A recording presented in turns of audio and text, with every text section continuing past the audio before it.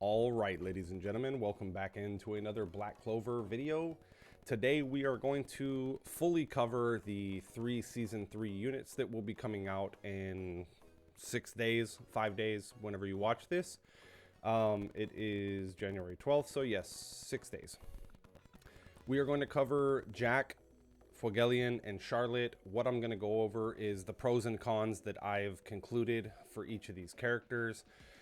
I'm going into this with an open mind for a free-to-play standpoint, and I'm looking at everything that we know from the KR, JP, CN versions, the future versions, where they're at, what has been announced for them already with Leona, with Dimension / Yami, with Magna, with Luck, with everyone.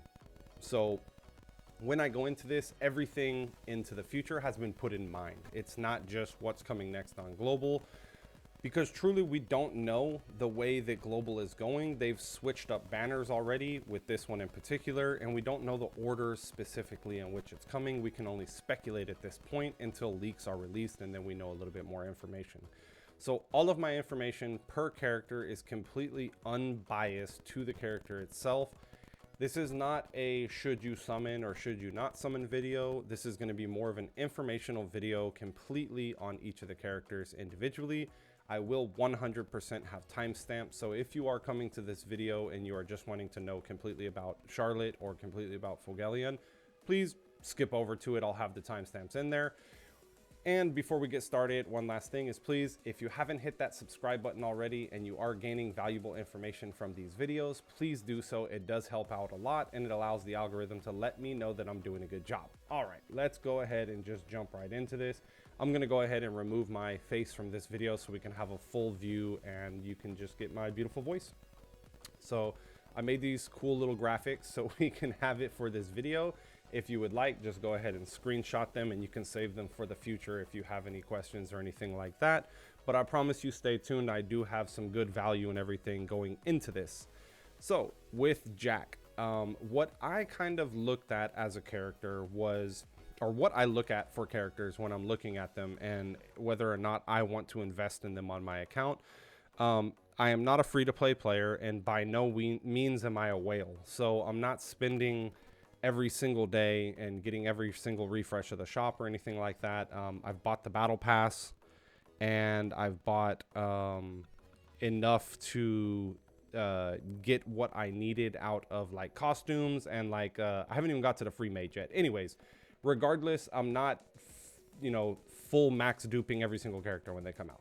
So when I'm looking at Jack, I'm going into the mindset with these videos as a free-to-play person, can they value from this character? First and foremost, that's what I'm going into. So my mindset on that is that, and that alone. So Jack, the Clover Academy, we get him in season 3. His pros are going to be, he is an insanely high DPS, crazy burst character. He has, I believe, second or third highest physical attack damage out of any character that is in the game, even right now on JP or KR. Very, very high damage. His kit does come with a stun for PvP, and he does have a barrier dispel. So those are the 3 things that I was looking at this character, and we'll go over his skills right now as well. We'll take a look at those and kind of go over what they are and where I'm thinking that they'll be utilized and stuff like that. What I was liking about this is that he has a very high burst, one of the highest bursts, and he's a green attacker. So he is on par with Raya in damage. The only thing with Jack is he requires a setup, and that setup is a couple of turns for him to survive. And unfortunately, with the current meta and kind of the metas that are coming out in the future, it doesn't really, there's not really anyone that can just straight up keep him alive for long enough for him to pop off, unless he's just like highly invested. And I mean highly invested. I mean all LR gear with like the best stats that you can get for him to allow him to pop off completely. And then maybe a someone that's just constantly casting barrier on him, because if he dies, he loses his buffs. Like if he's getting revived from a mimosa, like a green mimosa. If he's getting revived, he's not going to have the stacks and the buffs and stuff that he's outputting with his skills. So it doesn't really work, because your setup is to get enough stacks of a certain ability, and then with that ability you use his ult, and then you just do big damage, like big boy damage, and just slapping your one shot and stuff. That's kind of the goal that you want to get with him. Second or third being there's no synergy, or second, there's no synergy with him at all. Like I said, you can mix and match and kind of put some characters out there that will kind of work with him, but there's no true synergy to Jack right now. And the last is that his skill card, we'll go a little bit more into detail on the skill card right now. It kind of perfects his kit. Like without his skill card, he's kind of lacking the way that his kit works. So before we get into the card and before we get into his skills, he is going to be using a damage based set, a crit rate based set, and a speed based set. These you want to build. Obviously, he is a physical attacker, so we want to do physical attack. We want crit rate, crit damage, and speed would be the ones that you want to look out for. I would say those are the main stats. Really anything else that's secondary, maybe a little bit of defense or health to keep him alive, but truly those are the ones that you're going to be looking out for. Again, attack percentage or flat attack, crit rate, crit damage, and speed. With the talents, kind of basic on attack. All attackers, physical attackers, and all magic attackers, they kind of use the same thing, whereas you just switch out the magic or physical attack when it comes to that. His skill card for the unique passive has a 35 to 100% chance to grant self 20% increased damage before attacking. So let's go ahead and jump over to his actual skill card real quick. Where are we at? Here we are.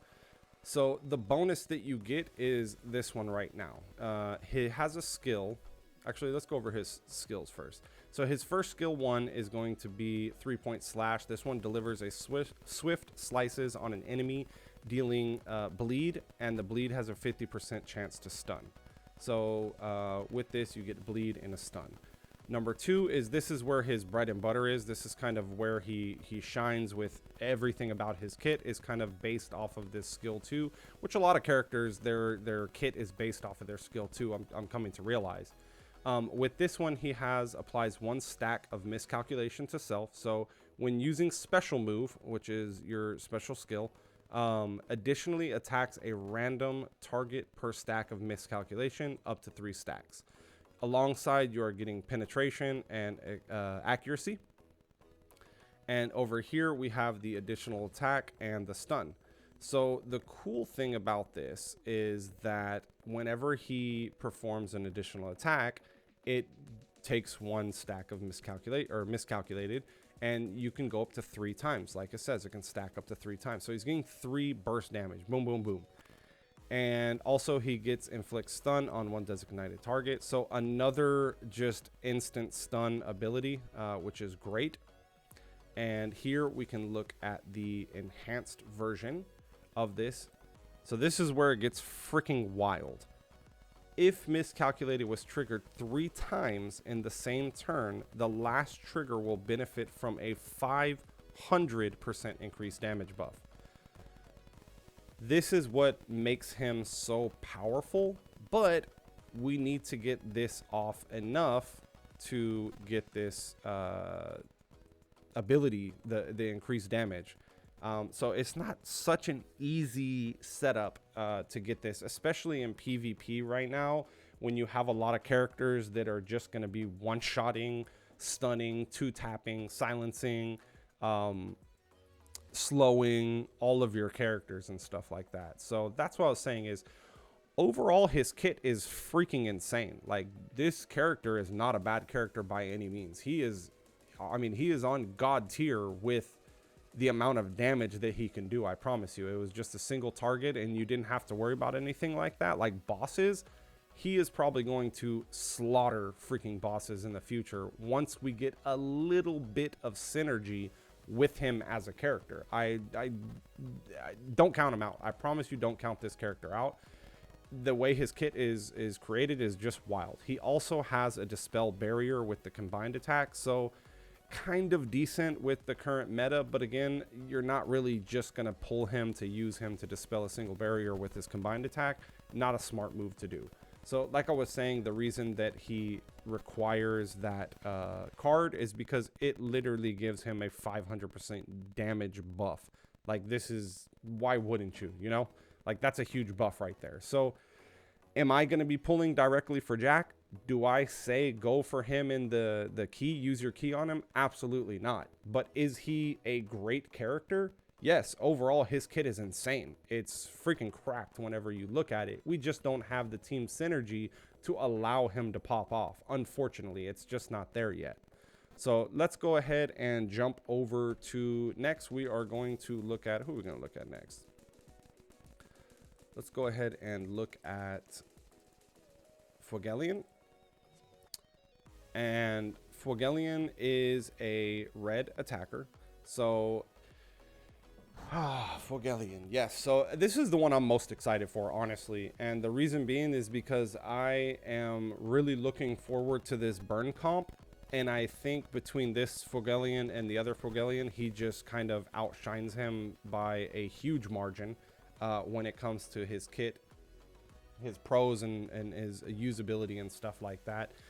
Is he going to really shine right now? If you pull him, is he going to be like a main DPS? Are you going to be utilizing him more than other characters? No, not yet. He is I would say, a great piece of a puzzle that is Mereoleona. So the reason that I hope that I get him, and I will be doing some summons on the banner itself, and whichever character I end up not getting, I'll probably do a probably 50-60 summons on there, depending what the announcement is closer to that day. I may change my decision on that and just not summon at all, and go ahead and just grab the one character that I want from the key. I haven't decided yet, but it's not going to be Jack. I can tell you that right now. I'm not grabbing Jack from the key because we just don't have anything in the future that I've seen or right now that will really utilize his kit. So it'd be a waste to use that on him directly. But the pros of Fuegoleon, he does have a barrier dispel that is not in a combo attack. It is just based off of one of his skills. So we have a barrier dispel. Automatically, we're disrupting the meta. We have a character that is coming and disrupting the meta, and that is great. I love it. He is going to work into the burn team synergy, which is the Halloween Charmy himself, the Magna, and Mereoleona when she comes out. And what's cool is we have another unit that has immortality in PvP. So currently we had Licht that had immortality, and I guess you can consider the revive that Julius has as some form of immortality in itself. He gets a free revive, so basically a second life. Immortality is pretty cool, especially on a team where just surviving one more turn allows for your dot or your burn damage to just do enough more damage to survive and win the match. So pretty cool. I think that's a pretty cool thing to have on a character like this. The synergy between like a dot comp and having immortality on one of the dot characters is pretty cool. It's unique. I'll tell you that. It's unique and it's cool. I like it. As for the cons, what I was seeing is he does have a very low base HP for an attacker, for red attackers specifically. His speed is on the low side, so he is going to take some ramping to really pop off. But truly, this character is not meant to be your main damage dealer on a team. He is going to be an asset that allows other characters in this burn comp to really shine light on the battle. And he requires decent to good gear to have usability even in the burn comp later. So is he someone that you would invest in a little bit more heavily? The good thing is that we are getting him earlier than later, so it allows us to kind of work towards him before all these other characters start coming out that will complement this burn comp. With him, same thing as well. He is a magic dealer, so we want to do straight up same kind of thing.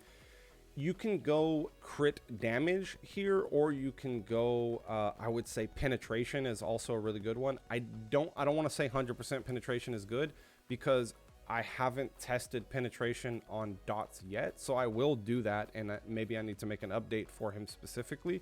But dots are a very they're quirky things whenever it comes to a lot of gacha games or like RPGs and stuff. Sometimes dots do proc with crit, sometimes they don't. So if anyone knows, just leave a comment down below. I'd love to know that answer.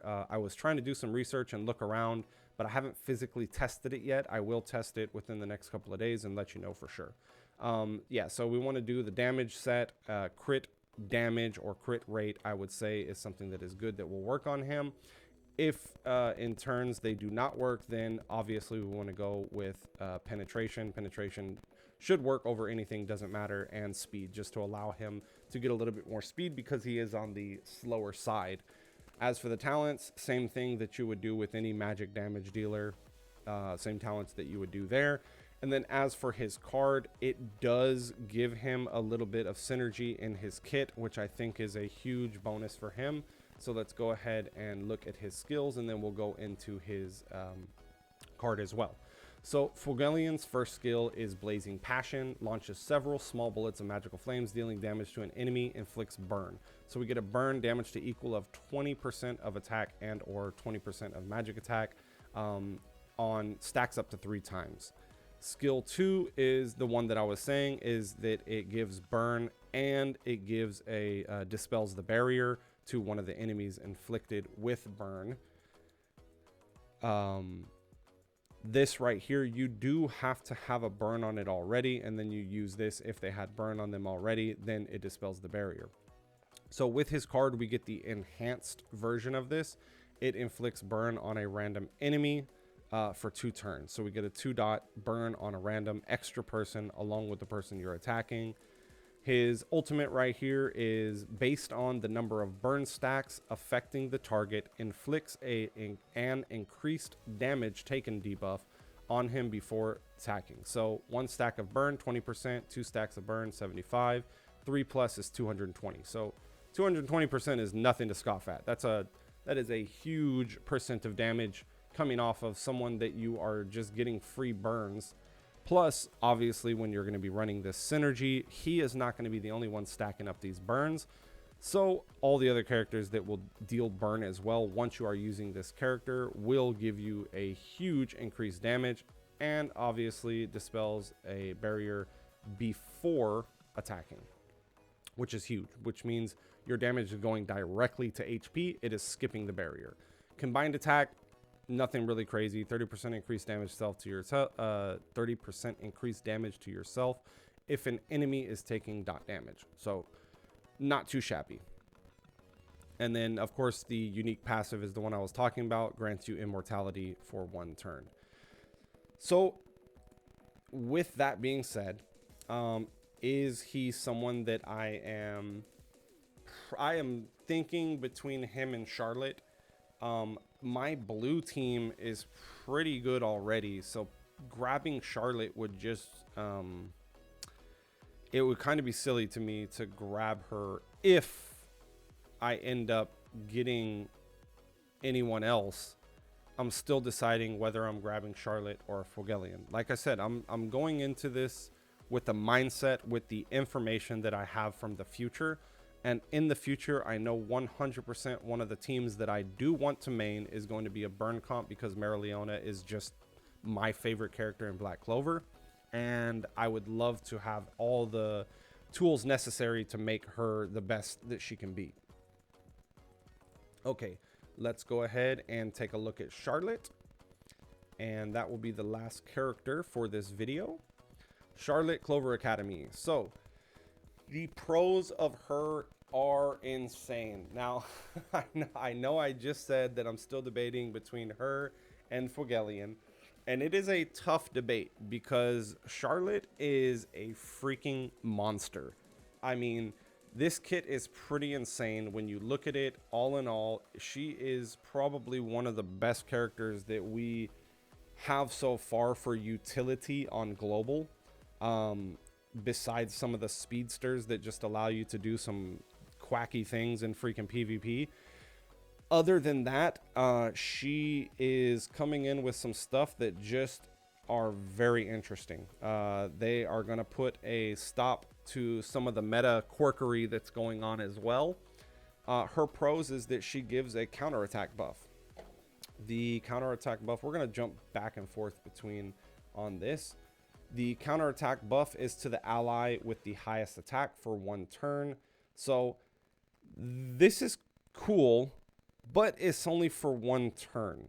The great thing is that this is a skill 1, which means that you can literally use this every turn. So every turn someone can have a counterattack. But why would you do that? Because your freaking skill 2 here gives you an increased all attack by 40%. And yes, if you level that up, it goes up by an extra 20%. So you're getting 60%. And if you have her skill card, her skill 2 gives total defense, which means all damage received is counted as blocked. Blocked. Yes. Pretty freaking busted with just those 2. Oh, wait, hold on. There is more. Literally. Her ultimate, her special skill, gives a passionate lecture to her students, granting all allies a buff. All allies a 60% chance to counterattack for 1 turn. And that goes up to what if it's leveled up? 100. 100% counterattack. Yes, this is about to be silly with the meta and everything like that. But you see, we already have some counterattack quirkery going on with Noelle. So pairing this with Noelle, where we would use it against her, pairing it with her will also be pretty freaking crazy.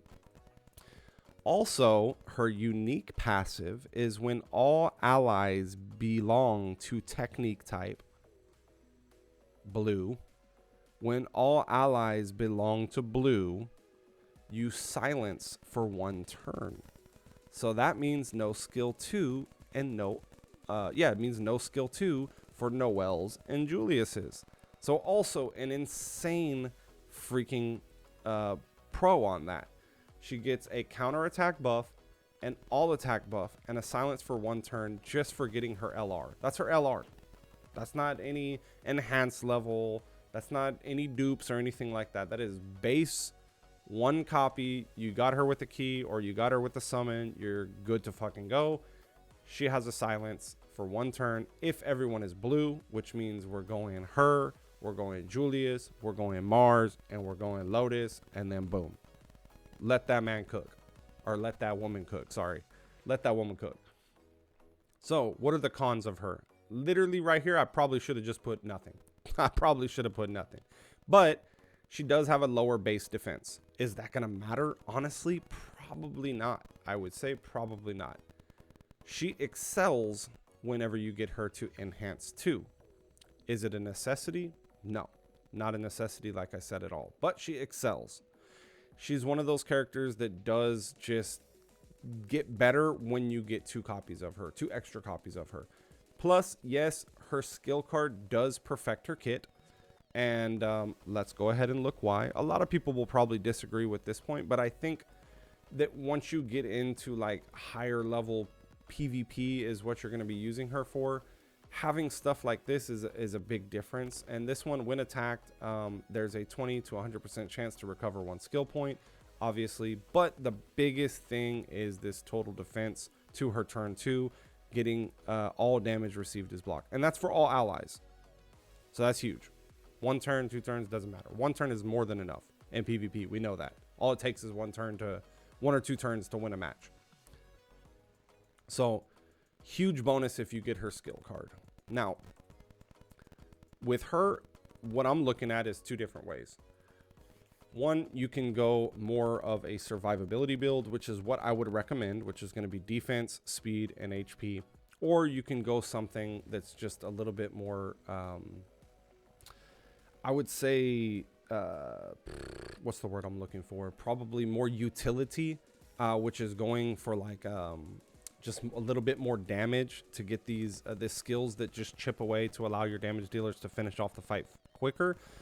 It depends on, I guess, how fast, like the stones and stuff that we have with the speed stones and then other buffs and stuff that is going to be on the team. Right now, if you're running the team that I said, you're really only getting Lotus to do a slow. And that's only if there's not a William or a Valtos or a Finral on the other team, then she can really shine without having to do any of that other stuff and being like tanky to survive long enough to output some of her utility. So same thing with her. She is a physical attacker stat. So you want to go the physical attacker kind of setup as well on her, and just the extra damage. So all in all, I would say out of the 3 characters that are coming out, if you are not looking to go for Mereoleona in the future, and she is not on your radar, and you don't care about the burn comp at all, then Charlotte is 100% the way that I would say go with it.